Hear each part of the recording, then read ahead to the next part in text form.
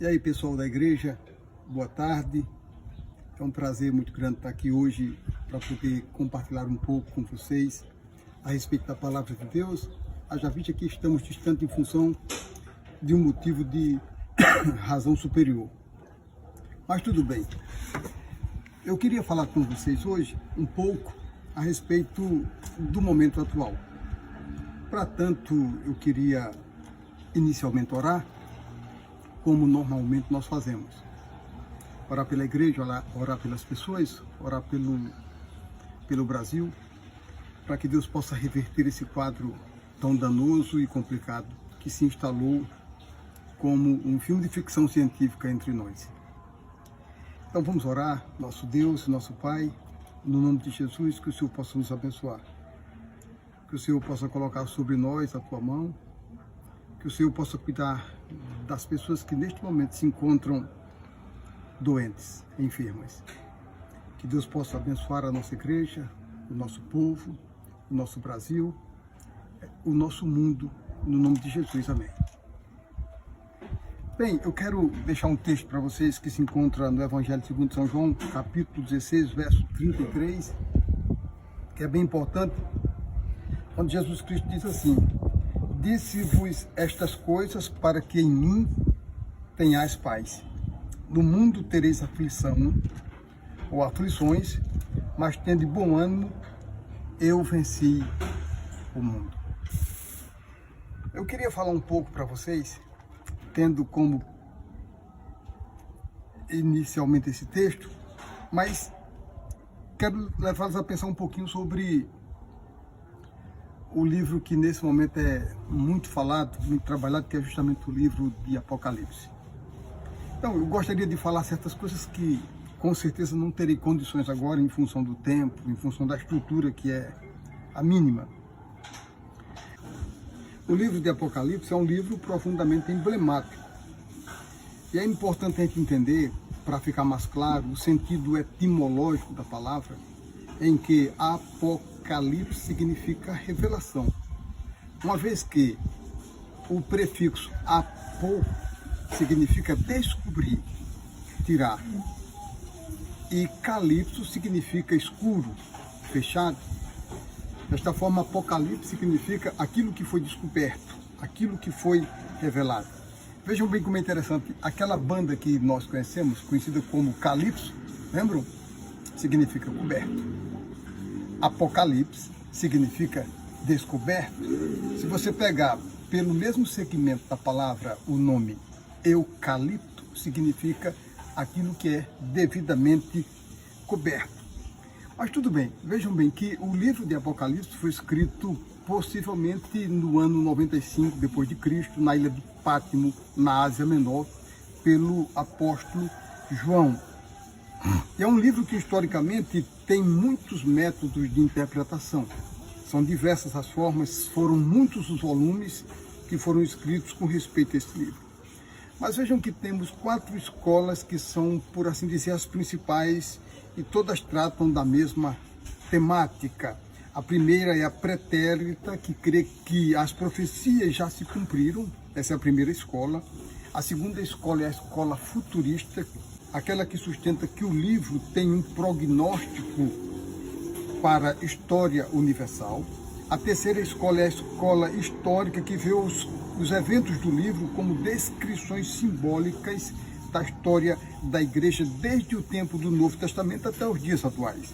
E por último, a quarta escola, que é a eclética ou idealista, que firma-se nos princípios espirituais do livro e não dogmatiza absolutamente nada.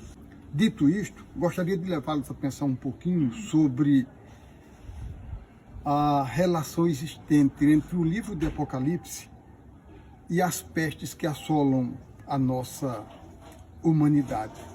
Digo pestes no plural porque nós estamos vivendo agora, no singular, uma peste que é essa que todos já conhecem, que é a Covid-19, que se transformou numa pandemia de proporções inimagináveis, lamentavelmente.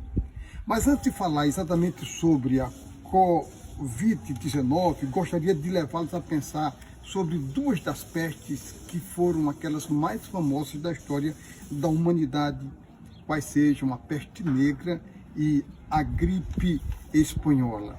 Ora, a peste negra, também conhecida como peste bubônica, era causada por uma bactéria chamada de Escherichia pestis, que primariamente atacavam os roedores. Na época, a doença era absolutamente mortal. Os sintomas incluíam coisas terríveis, glândulas que se formavam nas virilhas, ou no pescoço, ou nas axilas, que chegavam a ficar do tamanho de um ovo de galinha. Então as pessoas tinham dores de cabeça, febre alta, as pessoas tinham inchaço no corpo. Enfim, foi uma doença terrível que, lamentavelmente, entre os anos de 1346 a 1351, matou aproximadamente 75 milhões de pessoas. O livro de Apocalipse era o livro mais lido daquela época. Acreditava-se que Deus estava castigando a humanidade por causa dos males causados, por causa dos seus pecados. Jesus estava voltando. As igrejas ficavam abarrotadas de pessoas, lotadas. Mesmo assim, o número de mortos crescia a cada dia que chegava. As orações, as rezas, os cultos, as missas, nada disso resolviam. Alguma coisa precisava ser feita. E eles precisavam saber o quê? Quem? O que estava causando todo aquele problema? Qual seria o anátema, o maldito? Só podiam ser, no caso específico, os judeus, o bode expiatório daquele momento. Certamente essa só poderia ser a resposta para tão grande calamidade que castigava tão duramente as pessoas. Muitos judeus foram mortos, acredita-se que aproximadamente 1000 judeus foram mortos, perseguidos por causa da peste negra, que também era chamada de peste judaica. A perseguição foi tão grande que o Papa Clemente VI baixou um edito dizendo que os judeus não eram os culpados. A grande verdade, senhores, é que Cristo não veio. E nesse período da história, dependendo da visão que se possa ter com respeito às escolas das quais falei, você pode ficar à vontade para escolher uma, sem nenhum problema. Em 1918, há praticamente 100 anos passados, um outro flagelo conhecido como a gripe espanhola, que se espalhou por quase toda a parte do mundo, contaminando cerca de 500 milhões de pessoas e que matou aproximadamente 75 milhões, ou seja, quase 5% da população mundial, também foi vista como sendo o fim do mundo, como sendo o cumprimento das profecias do livro de Apocalipse. Procurei na literatura por diversas vezes para tentar ver se havia um bode expiatório específico na época da gripe espanhola, mas curiosamente não encontrei. Mas descobri uma coisa que foi muito interessante, que era justamente saber que em pleno século XXI, naquele momento da história, não havia mais a crença em bruxas, em feiticeiros, em duendes, de forma que eles findaram, por incrível que pareça, democratizando a culpa. O mundo estava envolvido em uma grande guerra, que foi a Primeira Grande Guerra Mundial, que durou de 1914 a 1918, por isso mesmo houve uma democratização da culpa. Além do mais, já havia um conhecimento sólido sobre a existência de micro-organismos patogênicos que poderiam transmitir doenças.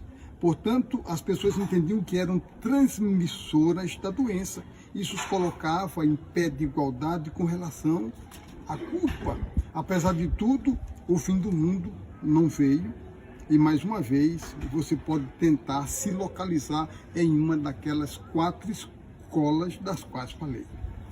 Por fim, chegamos a nós, o momento atual, 29/3/2020. Estamos vivendo um momento desafiador. O coronavírus é a peste do momento, desafia a ciência, a medicina. Mais uma vez traz à tona os profetas do Apocalipse, os profetas do caos. Procura-se desesperadamente, mais uma vez, também um bode expiatório. quem será? A China, o Papa, o ex-presidente Lula, o presidente atual Jair Bolsonaro, ou quem sabe Donald Trump? Não seria mais importante termos como pressuposto a premissa bíblica que, de alguma forma, todos nós somos culpados em pé de igualdade? Em maior ou menor escala, todos nós concorremos para isso? Por que não democratizarmos mais uma vez a culpa, ao invés de buscarmos culpados? Não seria, por exemplo, assim penso eu, a devastação das nossas florestas, a utilização predatória dos recursos naturais? Não seria a vergonhosa desigualdade social que submete tanta gente, tantas pessoas, a uma dieta capaz de fazer uma cabra vomitar? Não seriam as deficiências educacionais, o desemprego e a falta de valores morais, éticos, a falta de fraternidade, de solidariedade, os elementos que nos conduzem rumo ao juízo final? Não seria a teologia da prosperidade, por exemplo, um ídolo perante o qual muita gente já está prostrada? Eu acredito que amanhã ou depois a ciência, se Deus quiser, haverá de descobrir uma vacina contra o Covid-19. Mas a pergunta que creio que seja de grande relevância para o momento: quando é que as pessoas serão vacinadas contra o egoísmo, uma doença que mata? A vacina que pode acabar com grande parte dos males da humanidade. Não seria, porventura, o amor?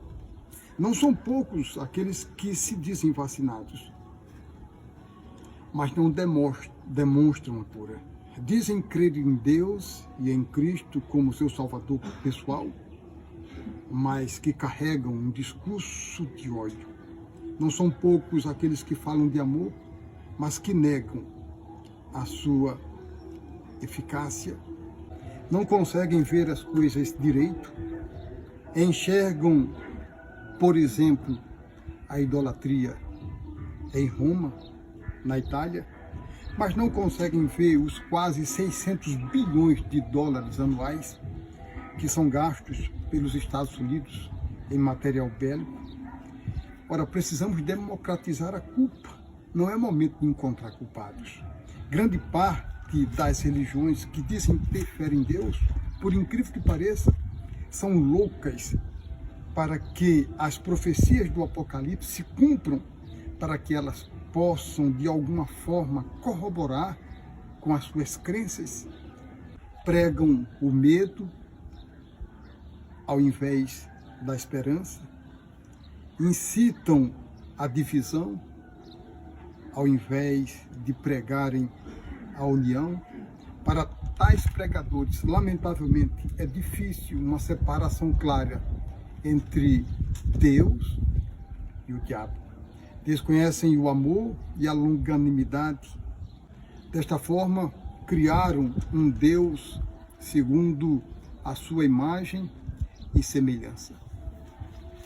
O que o apóstolo João nos diz, lá no capítulo 16, no verso 33 do seu evangelho, quando Jesus diz: no mundo tereis aflição, mas tende bom ânimo, eu venci o mundo.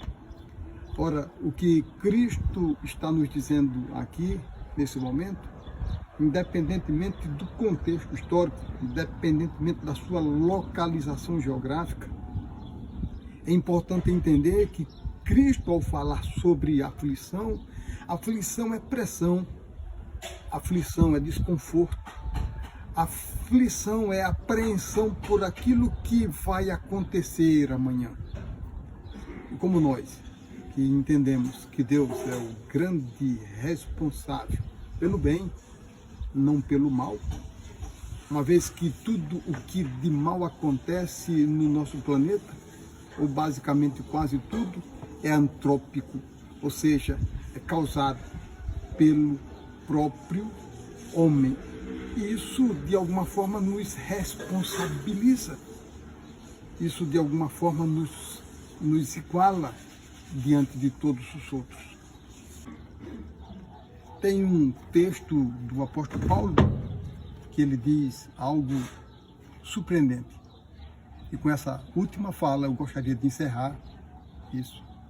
É quando ele diz que se nós esperássemos em Deus somente nesta vida, seríamos de todos os homens os mais miseráveis. Vocês podem perceber a profundidade do que Paulo está nos dizendo? Paulo está nos dizendo que a nossa perspectiva aqui na Terra, no planeta, ela não deve ser a última. A nossa esperança, efetivamente, é uma esperança que deve ser fortalecida, tendo como base aquilo que haverá de vir no futuro, ou seja, a promessa que Deus nos dá ao dizer que nos dará um novo céu e uma nova terra, um lugar em que não haverá mais morte, nem pranto, nem dor, nem clamor, porque todas essas coisas haverão de passar. Então você, meu irmão, você, minha irmã, que me escuta agora, nesse momento, tenha certeza de que isso haverá de passar. Se Deus quiser, isso vai ser resolvido.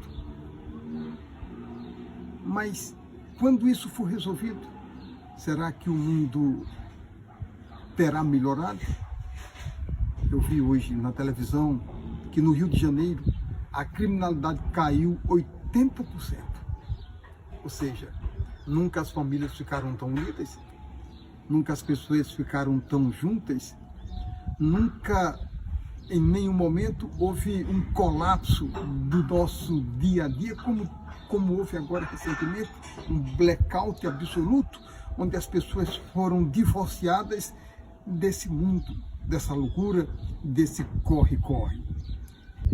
Quem nos dera que amanhã nós tenhamos a possibilidade de vivermos juntos, não por causa dos motivos atuais, mas entendermos que a família, que a amizade, que o carinho, que o respeito, que a reciprocidade, essas coisas são mais importantes. É um momento importante para refletirmos, para entendermos que não somos nada mais do que meros mortais. Todo mundo está nas suas casas agora com medo e devem ficar. Devemos respeitar as autoridades, devemos respeitar a orientação da OMS, da Organização Mundial de Saúde, para que nós passemos o mais rapidamente possível por essa tribulação. Então, meu irmão, você que está em casa, você que está me ouvindo, por favor, que Deus possa abençoá-lo ricamente, faça as suas orações, não esqueça de ler a sua Bíblia e que Deus nos abençoe. Amém.